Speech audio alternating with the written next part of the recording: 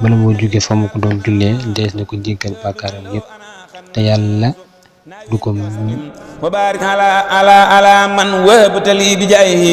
شهر رمضان هذا شكرت بالقلب إليه شكرا bismillah barke borom Tuubaa bismillahi rahmaani rahiim alhamdulillahi wa sallallahu ala nabi yàlla wala bala sayyidina Muhammad wa ali wa sahbihi wa ali assalaamu alaykum mbokk yi ñu teewlu fi ci DKS TV mu leen siyaara fas yéene dikk ak yéen ci li nga xam ne mooy naafila yi bis bi mbokk yi guddik ñaar fukkeel ga ak juróom ci julli juróom ñett